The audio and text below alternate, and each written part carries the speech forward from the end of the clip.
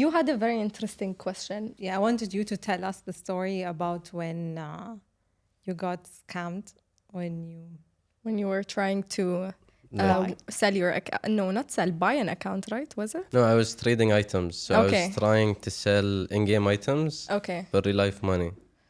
And what happened was the guy, basically, he sent me the money on PayPal.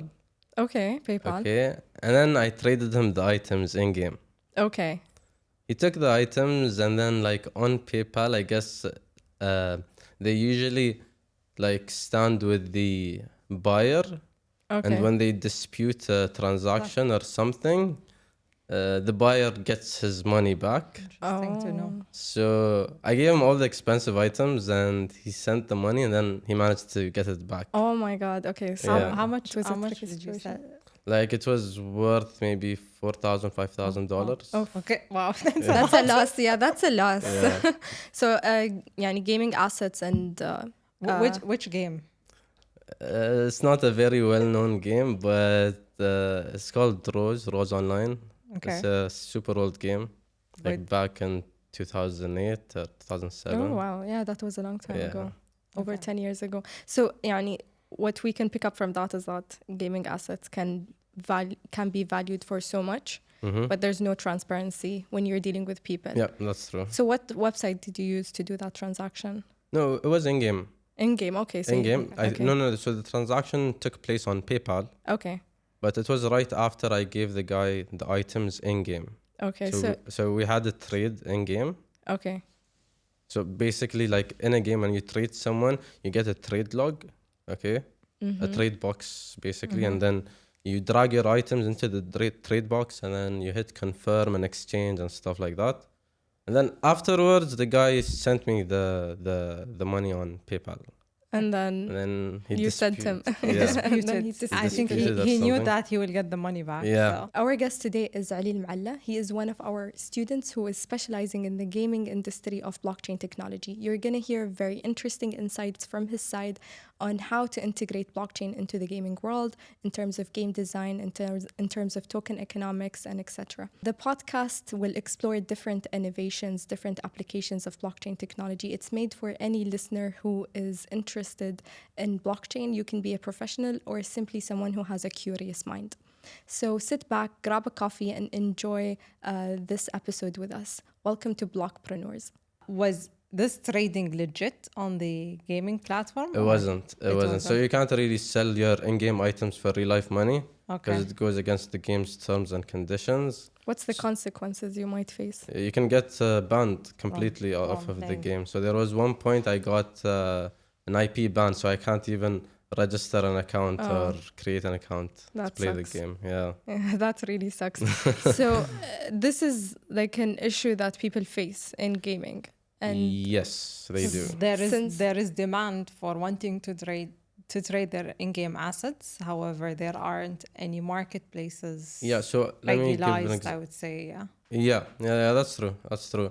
Because there are a lot of games in which people tend to sell their accounts instead of selling in-game items. So the in-game items are in the accounts, but they can't really trade the items. So what they do is they sell the whole account all Okay. at once. to someone else, yeah. Yeah. So you can't really do it But in micro perspective. You have to either sell the entire account or keep the entire account with you. Exactly. So Exactly. with the rise of technologies like blockchain technology, how do you see this changing? Good question. Okay, so like when you have a smart contract, Yeah. the two parties should basically fulfill the conditions of the contract, right? Yeah. So when I'm buying an item from you, I get to transfer the money or whatever it is into the contract. Yeah. The contract holds the money. Yeah, the contract holds the money and then the item as well. So the Yeah. guy selling the item sends it to the smart contract. Yeah. So the contract holds the ownership and the money at the same time. Exactly. Until the terms and the conditions are Yeah, met. once they're met, the smart contract executes itself and both sides get their... Yeah, automatically does yeah. the transfer. And Yeah. there's obviously transparency in this because you Exactly. can track everything going on. Mm-hmm. Yeah. But So- then to do these transactions, now developers need to accept and allow these trading of items. Yes, so what they're doing nowadays, like most AAA games are like, I would say they're like it's monopolized. They're not allowing players to make money out of it. So instead, they just release new items and make sure they get to milk everyone in the game. So the way the gaming market, I would say now, when it comes to earning money, it's all on the developer side. Players, although they give a lot of time, most of the time which is and energy. valuable for them, earning something out of it is not possible because the control is more held on the developer side. Yeah, yeah. I mean, it would be possible in some games, but then it comes with a lot of risks, like getting banned, getting scammed, and yeah. So with blockchain technology, with the tool that we have with blockchain, other than smart contracts, what other innovation that we can have? Will it give more control to the player? Like that's highly spoken of, that one of the elements where blockchain can be implemented within the gaming industry is giving more power I to would say- players. Yeah, yeah, I would say ownership will play a big role, like if we implement blockchain into gaming, because then players will have the items on a blockchain. Yeah, they would be Yeah. like registered. You would have to connect like the system. Yes, so To a you'd blockchain have network. a wallet. You'd Yeah. have a wallet, and the item would be basically an NFT, and then like you can use it in game, for example, Yeah, and then it's on your address basically, so you own the item. yeah. You do whatever you want with it. You can move it to marketplaces, secondary markets, and yeah, you get Yeah. complete ownership over Yeah. it. And that's not what you see nowadays in games. It's not a possibility. Not I without. mean, people can sell their items. It's just it goes against the rules. Yeah, of the like- game. like It's we've all already in the covered. gray market, I would say. The black market. So It's not still not legalized. Like the only way is to go to the gray market, and I guess if you want to go through marketplaces, there will have to be a lot of cost and middleman. You cannot do it from a player to player. Yeah, that's true. Peer to That's peer, true. which is the Peer-to-peer, concept which we is use. the concept of blockchain. Yeah. No, it's a good concept yani, to discuss because the thing is, with these kind of transactions, there is a lot of centralization, right? So if these platforms allow you to trade, they still control how the trading happens, and there's not much openness to it. It's not really an open market, you know, where you can take the money out wherever you want or spend it however you want. So it's kind of a restriction that exists because of the way the system works. So Okay. with innovations and technologies that are upcoming, especially with blockchain technology, you would have the capability to have trusted methods of transacting in gaming, basically platforms and etc. in games. So you bring a really good point. Yeah. So how would we like establish a platform that's outside of the centralization and the control? And it's something I think we spoke a lot about is when we create these marketplaces, developers don't have to lose off the revenue. Yeah, so yeah, they can make money off of royalties, so they get a percentage of every transaction that happens on that marketplace. Yeah. Which So is- like player one would sell to player two, and then They'd the still get a developer would percentage. get a percentage of the revenue, and then if player two sells to player three, they would still get a royalty out of that, as it will be Yeah. coded, and this is now possible because of blockchain technology. So I kind of want to circle back a bit to the start, since you've spoken about gaming in a bit of a general way, but I want to ask you from a personal perspective, like when did you start to become interested in gaming, and when did you start to make a connection between gaming and blockchain? What got you interested into this field? So I started gaming back when I was 8 or 7 years Yeah. old, and it was not like PC games, just like Nintendo and PlayStation, things like that. But then when I was 12, I got into this game, Rose, and like I was still new to it, so I never really knew that in-game items could be valuable. Yeah. And along the years, I noticed that, like within the game, I noticed there are items that you barely see. Yeah. And I had no clue they were worth a lot. And then when I kept asking around in the game, they told me like this goes for like $1,000. That's why you don't see it in the game. Yeah, it's not that easy. Yeah, it's not easy. So that's when I started like, okay, so in-game items are actually worth a lot, can be worth a lot.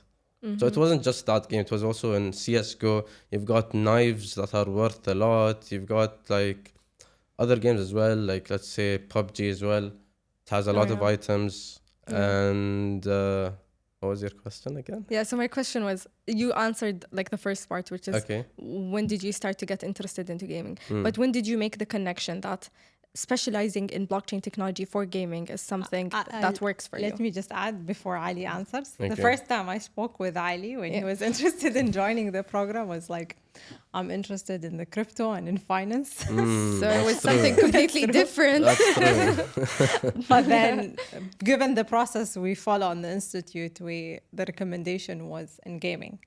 So I would say, how did you feel about that when we said gaming for you the first time? It's not finance. And then how do you feel?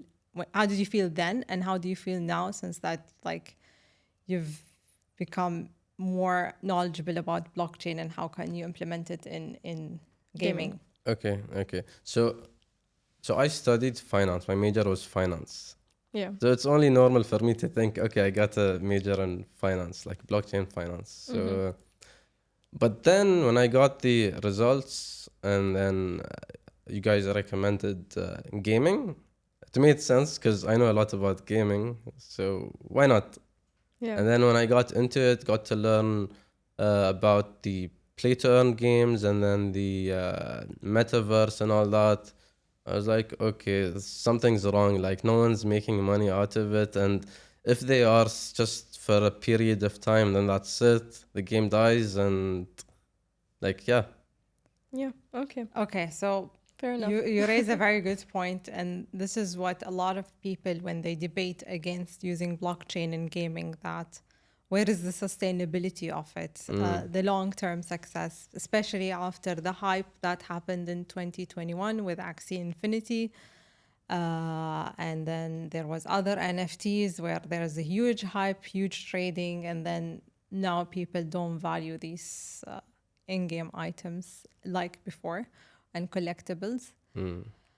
Now you know about blockchain, you see the use cases of it. Do you still find it that it's sustainable? And if it's sustainable, how, like, what's the mindset that people need to have when they come and think they're implementing blockchain technology in the gaming industry to achieve this long-term success? Okay, good question. Okay, so I think it would be sustainable if the game is as good as traditional games. So that's the problem with today's games. It's that blockchain games are just, blockchain, crypto, buy this, buy that. And then, like, it's just hype at the end of the day. It's nothing, like, it's not even real. Like, you get in, sure, you make money, and then the game dies. The project ends up being a scam, and they're attracting the get-rich exactly. mentality more than the actual gamers like yourself. Yeah, so they don't focus on the game. Like the game is very basic, and when you're creating a game, you need to target the gaming industry, like actual gamers. Not get them to play the game for the game. Yeah. Before you get them to play for actually earning. Yeah. So you can't really use blockchain or crypto just to get like people to play the game. Yeah. Because then you're not targeting real gamers, and that's wrong. Because you want a game to be sustainable. How is it sustainable? It's when you get actual gamers. Yeah, you get to build the audience for the platform who are actually interested in chipping in hours and actually chasing the in-game assets and, etc. Yeah. So then you can incorporate in a way. So in your opinion, how do you think play to earn should be used in these games? Like, where do you see it coming if you were to, let's say, play on a platform based on blockchain. Where do you see play to earn come into play? I think play to earn should come at a later time, like once the game is established, like once there is an economy, a good economy basically, and then you need to know how to release items. So this would be what's it called? Gamify? No, not gamify. Tokenomics. Tokenomics, yeah. That's it. Yeah. So you need tokenomics. You need to know when you can release the items. You need to know like how many rare items are there gonna be in the game. And what's the supply, for And what's the example? supply? Yeah. So if you get a lot of rare items, then they lose their value. Yeah. You can't make money out of it because everyone has Everyone it. has it, yeah. If So, it's something everyone has, then you it's don't want it anymore. it loses its value. I think I was telling Noura about this. I was reading about a game so for example, you have to think a lot about dealing with cryptocurrencies inside of your game. So some games, for example, choose to build their own cryptocurrency, and that is a hurdle on its own, and it's a different plan. But then you have other games that use their own in-game tokens that are linked to other cryptocurrencies. So I think there is a lot that goes into play with token economics. The way Ali portrays, and I really like it, is he understands the separation of there is something we call game design, and then there's something we call game economy. Yeah. And if you want to build a successful game, it's very important that you have a very strong and powerful game design that will bring players for the game itself. Yeah. And The then audience. parallel to that, because any traditional game has a game economy, you will use blockchain to maintain and manage the game economics of that game. So yeah, it's interesting. What game genre do you like to play? Wait, let me go back. So Okay. I want to talk about Axie Infinity. Okay. Yeah, So the let's thing- dive into it. Yeah. So the thing with Axie Infinity is when it was first released, a lot of people played the game. So for people who are listening to us and they do not know what Axie Infinity is. Axie Infinity is a blockchain-based game, Okay. and I'm not sure how the gameplay is exactly. I think it's using pets to you get to use your pets Yeah. to fight other pets or get into battles. I'm not sure how it goes, but Okay. but what you get out of it is a cryptocurrency called SLP, I believe. SLP token. SLP token. So I would say like 60% of the players played it just to make money. Money, yeah. So what happens when you have like a lot of players just trying to make a A buck, living basically? Yeah. out of it, yeah. Yeah, so you end up like with inflation. You get a lot of coins in the market.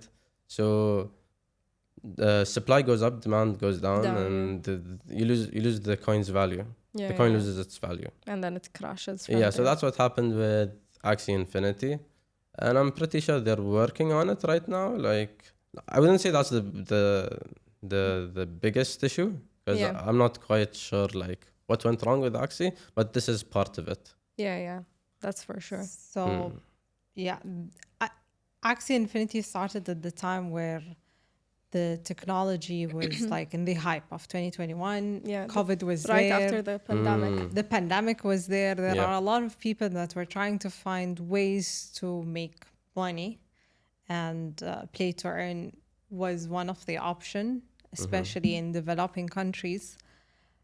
I think after 2021, 2022, people started to realize that, and the supply is like the number of players is too high in supplies that the tokens became worthless for them, I would say. Yeah. But as you said, Axie is still working on learning from their experiment to find a different model. It's a good experiment to see and learn from, that when future game developers come, they understand how to build the right game economy, that it's not, the focus is not play to earn. It's you come and play, and as you said, in the long term, you start earning money. Yeah, that's true. That would be good.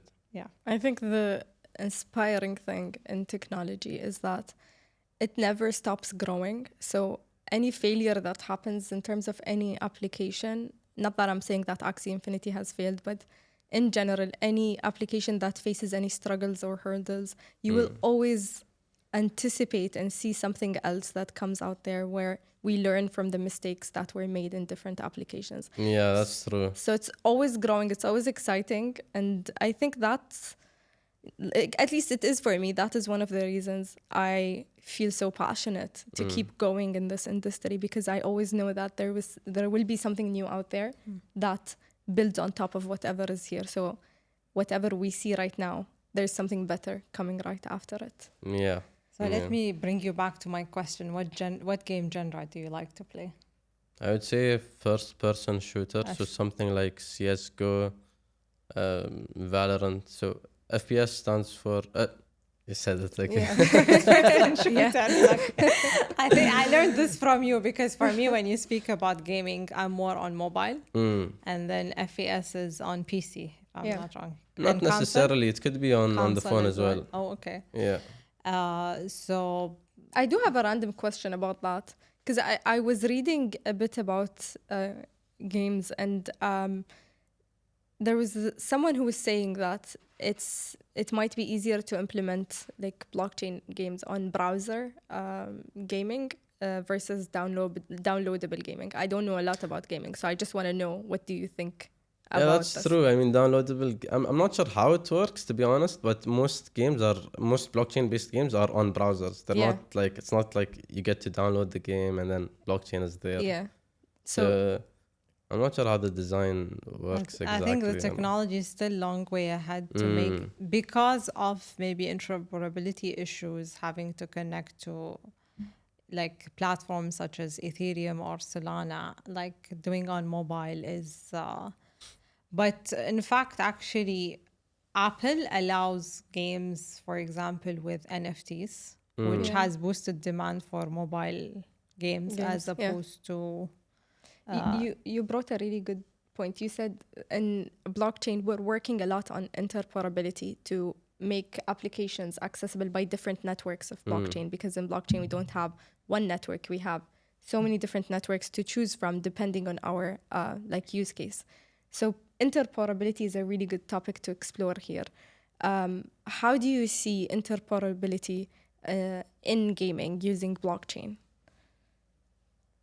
Okay, so blockchain gaming.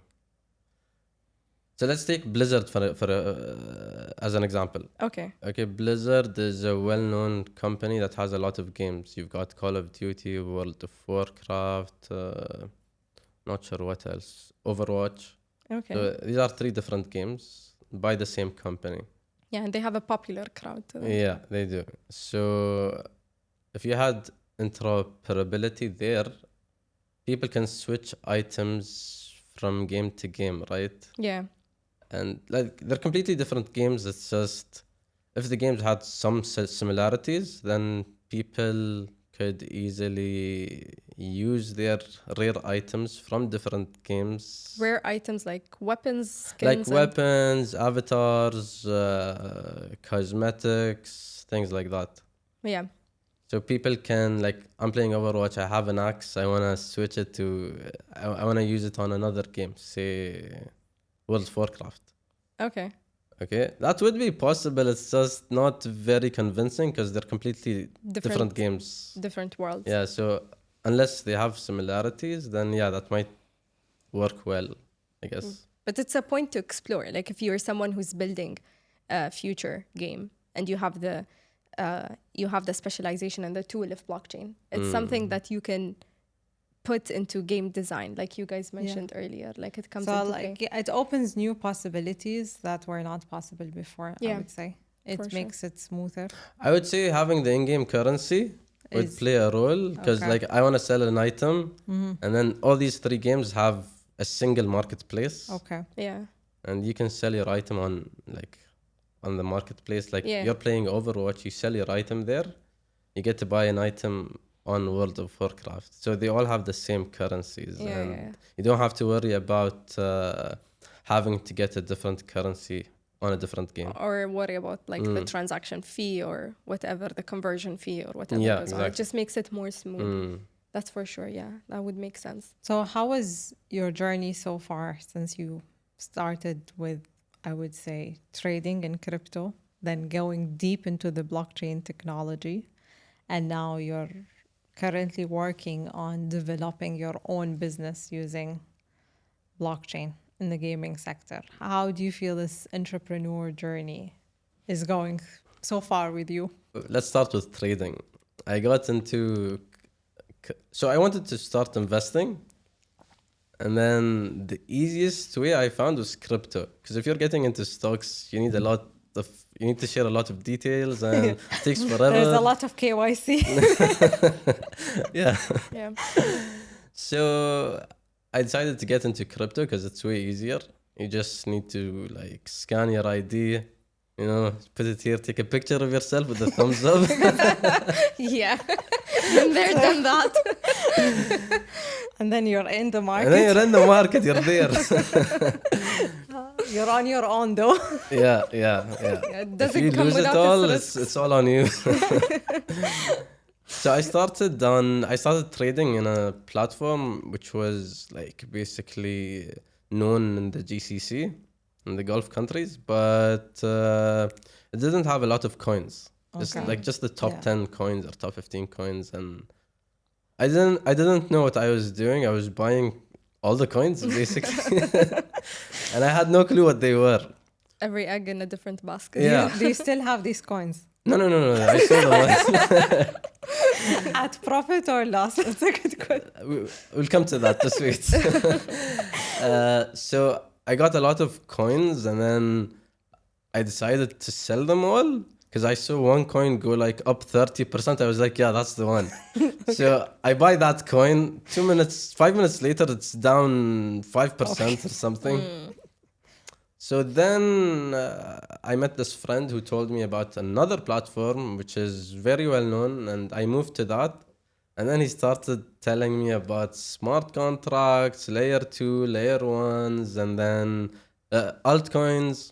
What else? Low market cap coins, what to look for, and that's when my crypto journey started. You started learning before going into Knowledge takes you a long way. That's when it all started, and How is it going? no, it went bad. It went really bad.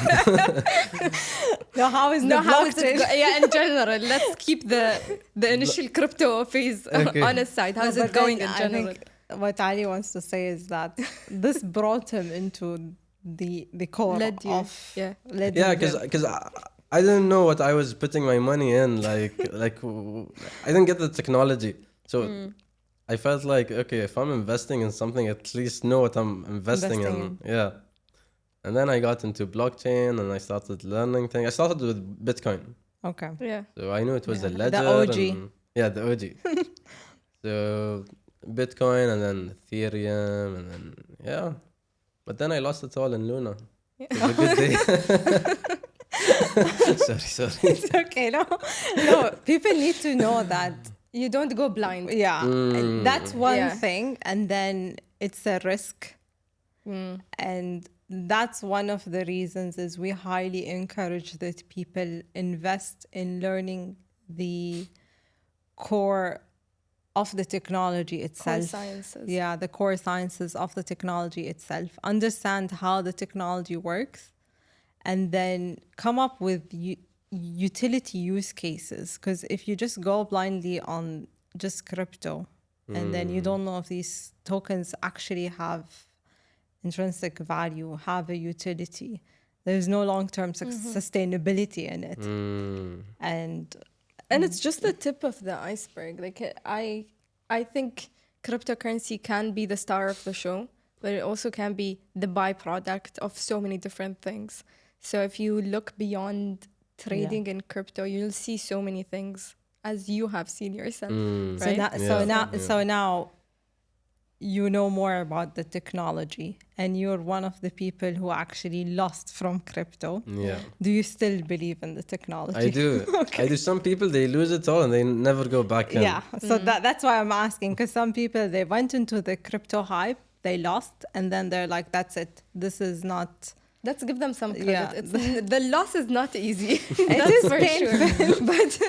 But yeah, I mean, But- if you want to survive, Yeah. you gotta keep You going. need to learn the sciences behind it, and you're a person who is learning the sciences. So how does it feel now, or what do you Perceive believe it. now, perceive in the technology? I feel like there are a lot of like different types of blockchains or chains, I would say, like layer 1, layer 2s and all that. And I feel like everyone's trying to compete. So again, this sounds more like the internet bubble when a lot of companies failed and there are a few that succeeded. So this is what the blockchain industry feels like right now. Mm-hmm. So a lot of projects Applications started and But that's normal with every emerging technology. yeah, There's that's like true. the That's bubble. true. the hype, and then there are like a peak, and then after the peak there's a drop, and then from there are people who would and a lot of it is classified under the Gartner model. A lot of it are saying, did we reach the enlightenment phase now or not? Are we seeing are we finding benefits and use cases? And there are many businesses that in blockchain that are like, now we're here and discussing, and you can define use cases and benefits about using blockchain in gaming industry, especially with giving more ownership to the players, which will give, like, I would say, align the incentives of people who develop and people who play, which was difficult before, I would say, given how the system was designed. Now it opens more possibilities. So, I do have a question. yeah. So I feel like people sometimes use gaming in blockchain and metaverse interchangeably. So how do you see this? interchangeably? So like they use it. So basically, people use metaverse and blockchain sometimes as if they're the same thing. So they refer to metaverse as if it's like every gaming in blockchain is just the metaverse. No, You know, it's in a not. way. Yeah. Obviously, it's not. Yeah. So can you like describe the difference? Do you want to talk about Like that? between gaming and the metaverse? Yeah. Like actual gaming? Yeah, actual gaming, like actual gaming in blockchain. Like, why is the metaverse not gaming? I would say. Oh yeah, that's a better way to phrase it. Okay, so when it comes to like logging into the metaverse, it's just like an open world where people get to interact with each other. Okay. And then you've got casinos and stuff like that. Yeah, and shops and, you know. Yeah, and really bad games. Like, they're not even fun.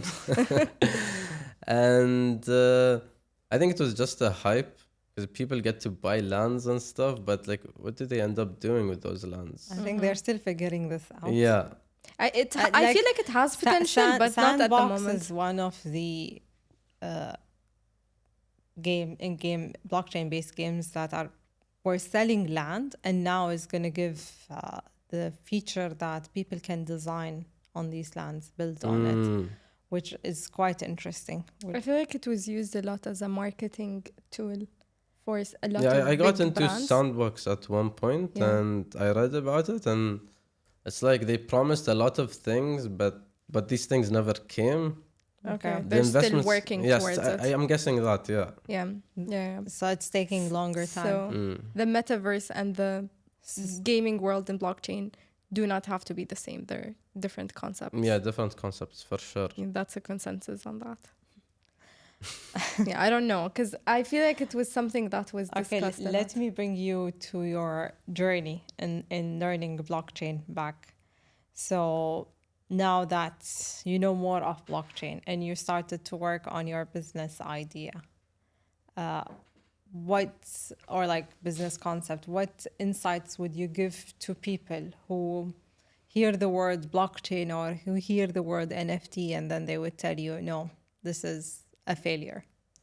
I would say do your research, man, because you don't even know. You just heard like your friend got scammed or something, and then or maybe you lost a lot of money, but that doesn't mean that the tech isn't there. It's actually there, but it needs some time for people to like. How difficult was it for you to learn about the technology?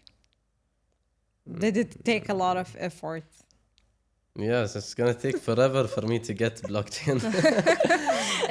To be fair, it's very complex. Yeah, it is complex, but there are things you can But understand. I hope we made it easier with us, like by being If part we're gonna of talk Excellence about with. if we're gonna talk about Excellence Swiss blockchain, what brought you to Excellence Swiss blockchain? The money I lost. No, but like I mean, So what got me into so usually when I first got into blockchain and crypto, I kept trying to do my own research, okay, and then like I didn't know where to start. yeah, because there are resources online, but Yeah, but then it's not structured in a way Exactly. that would like take you from point to point. Yeah. yeah. So with Excellence Swiss, it's like, okay, so I start with this first. Like you get to learn the basics, and then you get into more details, and then more details, and then things can be repetitive, but then it gets you like it gets engraved in your head. Yeah. So practice makes perfect. Exactly, Sometimes you need exactly. to repeat some concepts. Do you in feel order it prepared you well and pushed you into an entrepreneurship journey that you've always wanted to do? Or it pushed open possibilities that you didn't even expect you'd be going? I am yet to know. You're still on the No, journey. Yeah. it's to be good. fair. It's good to be Yeah. honest. Yeah. Because I heard. It's because like I haven't started anything yet. I know. So once I get into it, But do you feel you have a strong base to now start establishing? You're more like confident than I would say 2 years or a year ago to build a business using blockchain technology. definitely I would say I learned a lot. Then it's just you still need to like put in the hours. Yeah. And You I- need to invest time and energy. It's again, blockchain is complex. It's not only about cryptocurrency, like Moses said, it's the tip. Cryptocurrencies are the tip of the iceberg. There's a lot going under. Yeah, under the hood. And it's like a lot of the use cases, the benefits, are still experimental. We're testing And them. something to touch up upon since we're talking about learning blockchain. The other thing that you also can learn, and I think a lot of people sometimes just assume you are born with this skill, but in my opinion, in my experience at least, the entrepreneurial part. So the entrepreneurial skill is something that you can develop over time. So it takes sometimes practice, and it takes shaping your mind and the way you think and the way you perceive things alongside with learning, like obviously other skills like the technical parts of blockchain, the sciences, and etc. So I think it's really important for people to understand that you can become an entrepreneur if you put enough effort and be at the right place at the right time with the right kind of guidance that will take you and shift your mindset and be able to build something that is prosperous for you, is sustainable, and etc. So that's true. No one's really born with it. yeah, Because like you would hear a lot of success stories, yeah. but you never really know what they went through to get there. And The now actual you're hurdle. giving them a glimpse of what you're going through. To Yeah, get yeah. there. Yeah, I mean, In if we 2 look years, at this, once you launch your business, Yeah. like this is something to look back and say, yeah, this is where I was. the launching And then- pad for you. Yeah, it is going to be, in my opinion, it's going to be a very exciting journey for each and every person, I guess. Is there any final words you want to say for concluding? Farewell. No, I'm kidding. Any words of wisdom you want to impart on Words people, of especially wisdom. people who, let's say, hear about blockchain and are still skeptic, for example, or are still like they need one final push to actually get into this world. What would you impart on them? Just read, you know. Read You or guys need to read because they don't read. No one reads. Yeah, Like, no one- There are people that read. Just it's not Digest the information. digest the information and then it's unknown. do you feel there is a lot of unknown in the industry because it's new? People are just, there's risks when you take. Of course, there is risks. Yeah, You know, there we're is not risks being to blind to them. We understand. But again, you're right. When people read, then you lower down Yeah, 'cause that risks you become and the to know. unknown. You start moving from the unknown to the known, and you start seeing the beauty of things and the possibilities. That's true. Makes a big difference. All right, so It's a wrap. yeah, it's a wrap.